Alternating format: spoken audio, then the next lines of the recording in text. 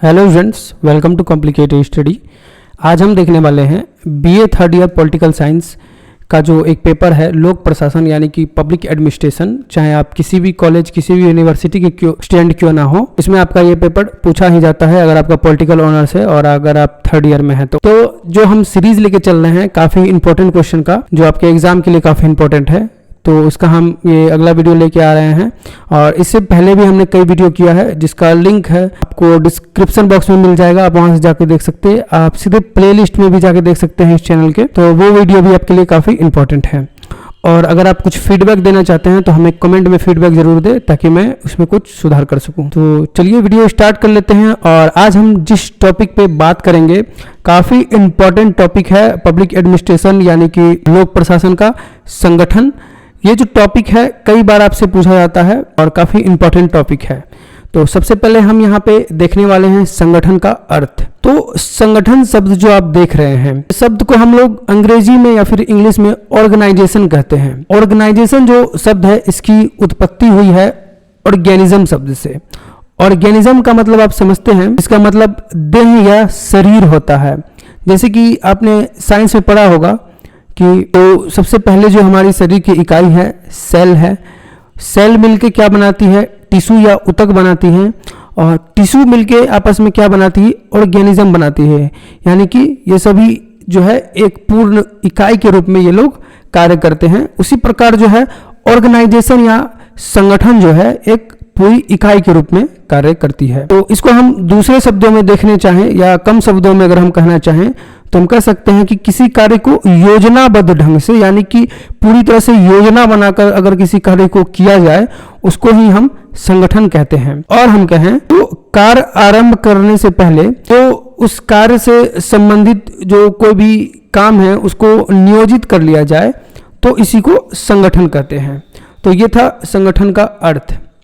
इसमें एक बात और है कि जो संगठन में तीन तत्व जो है वो निहित है। पहला क्या है कि यह कार्य किसी निश्चित उद्देश्य से इसमें की पूर्ति के लिए किया जाता है इसमें। और इसमें और क्या होता है कि इसमें संगठन में या फिर ऑर्गेनाइजेशन में एक दूसरे में सहयोग की भावना बनी होती है और इसमें अनेक व्यक्तियों द्वारा किया जाता है। यानी कि कोई अकेला व्यक्ति इसमें शामिल नहीं होता है, इसमें कई व्यक्ति शामिल होते हैं। उसके बाद जो है हम देखेंगे संगठन का जो परिभाषा कुछ इंपॉर्टेंट जो है उसको देख लेते हैं। जो पहला जैसे कि अगर हम बात करें प्रोफेसर लुईस एच हेने के अनुसार संगठन व्यक्तियों का समूह है जो किसी निर्धारित लक्ष्य को प्राप्त करने के लिए व्यक्तियों को एकत्रित करना और उनके बीच कार्यों को बांटना ही संगठन कहलाता है।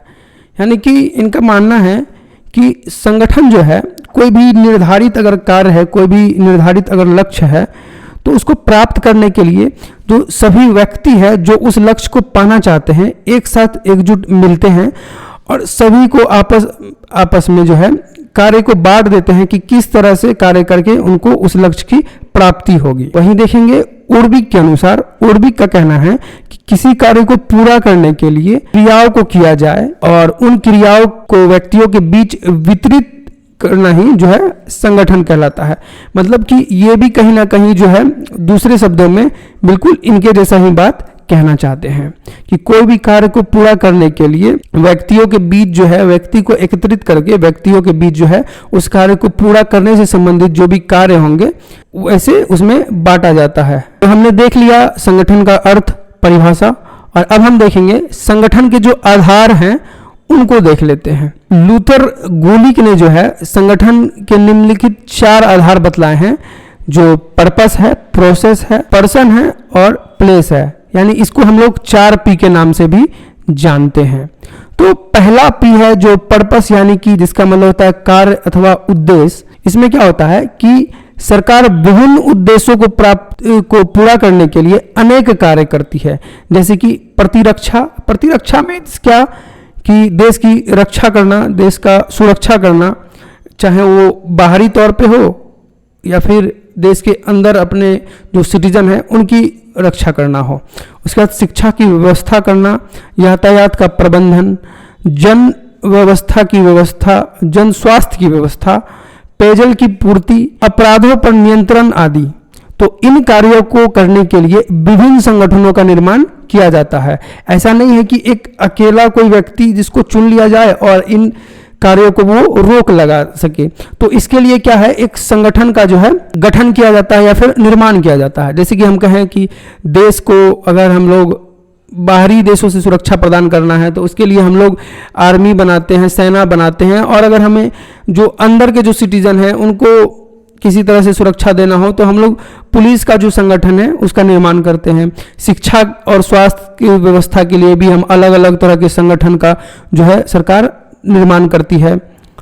तो उसी में यहाँ पे आगे दिया है कि उदाहरण के लिए अगर देखें, प्रतिरक्षा हेतु जो है सेना का गठन किया जाता है और पुलिस विभाग का जो है प्रतिरक्षा हेतु गठन किया जाता है। शिक्षा हेतु क्या होता है कि विद्यालय कहें या फिर महाविद्यालय का जो गठन किया जाता है, यानी कि किसी एक व्यक्ति को यह कार्य नहीं सौंपा जा सकता। इसके लिए क्या होता है, पूरा एक संगठन का निर्माण किया जाता है। यातायात हेतु अगर आप देखेंगे तो परिवहन विभाग आदि स्थापित किए जाते हैं। तो ये था पहला पी, यानी जिसको हम लोग पर्पस के नाम से जानते हैं। पर्पस यानी कि कार्य अथवा उद्देश्य। दूसरा जो आता है पी यानी कि प्रक्रिया, यानी कि प्रोसेस। प्रक्रिया के आधार पर विभागीय संगठन करने का अभिप्राय व्यावसायिक अथवा विशिष्ट योग्यता के आधार पर सेवाओं का वर्गीकरण करना है।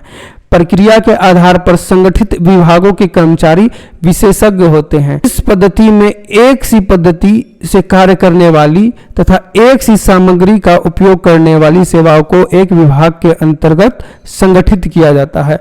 मतलब कि जो व्यक्ति होते हैं किसी भी जो कार्य में जो संगठित किया जाता है इस प्रक्रिया में, तो उस काम में वो विशेषज्ञ होते हैं। जितने भी विशेषज्ञ लोग हैं, अगर किसी एक काम में वो निपुण हैं तो उनका एक अलग से संगठन बना के उनको गठित किया जाता है।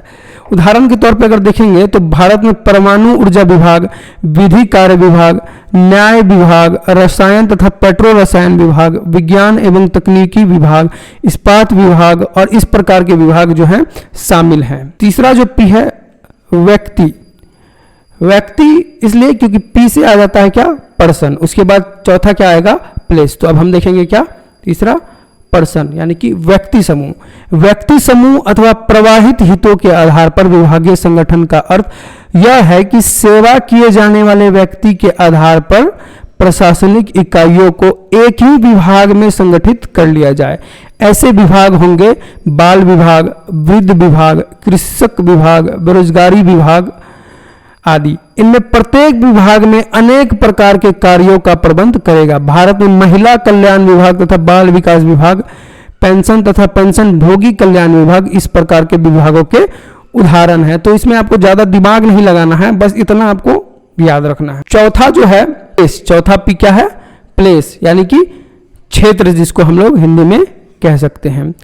विभाग उस क्षेत्र अथवा प्रदेश के आधार पर भी संगठित किए जाते हैं जहां वे सेवाएं प्रदान करते हैं। प्रत्येक देश कुछ क्षेत्रों अथवा भागों की कुछ विशेष समस्याएं होती है। मान लीजिए आप उत्तर प्रदेश में रहते हैं तो वहाँ जो है लोगों की कुछ अलग समस्याएं हो सकती है, और मान लीजिए कुछ लोग राजस्थान में रहते हैं तो हो सकते हैं वहाँ के जो लोगों की जो समस्या है कुछ अलग हो सकती है। जैसे उनको पानी की कमी हो सकती है, या फिर जो अलग अलग लोग हैं अलग अलग जगह जिस क्षेत्र में रहते हैं उन लोगों की जो समस्या है कुछ अलग अलग हो सकती है। तो उनके आधार पर भी जो है संगठन बनाए जाते हैं। तो सरकार की जिम्मेवारी है कि उन विशिष्ट क्षेत्रों की समस्याओं पर पूरा ध्यान दे, या किसी क्षेत्र विशेष की समस्याओं के समाधान हेतु किसी विभाग की स्थापना की जाती है तो क्षेत्र हो उस विभाग का आधार होता है। भारत के विदेश मंत्रालय को इसी आधार पर संगठित विभाग माना जाता है। अब मान लीजिए बाहरी देश से हम लोगों को अपना कैसा संबंध रखना है, बाहरी देशों से जो है किस तरह से रिश्ता रखना है, किस तरह से उनसे डील करना है, उसके लिए एक विदेश मंत्रालय स्थापित किया जाता है। तो उसका भी जो संगठित होता है, निर्माण होता है, वो भी एक क्षेत्र के आधार पर किया जाता है। उसके बाद आता है संगठन की विशेषताएं। जो संगठन है उनकी क्या विशेषताएं होती है, अब हम उनको देखेंगे। संगठन की जो कुछ विशेषताएं हैं वो हम लोग यहाँ पे निम्नलिखित हैं, देखेंगे। पहला जो है सामान्य उद्देश्य। संगठन सामान्य उद्देश्य की प्राप्ति हेतु किया जाता है। इसका उद्देश्य कार्यरत व्यक्तियों के अधिकारों, कर्तव्यों एवं उद्देश्यों को स्पष्ट करना नहीं है, अपितु इनकी कुशलता एवं क्रमबद्धता में समन्वय लाना भी है। दूसरा पॉइंट क्या है, व्यक्तियों का समूह। संस्था में कार्यरत व्यक्तियों की बहुलता के कारण ही संगठन का जन्म हुआ है, इसलिए संगठन को व्यक्तियों का समूह, ग्रुप ऑफ मैन कहा गया है। यह समूह किसी अधिशायी नेतृत्व के अंतर्गत कार्य करता है।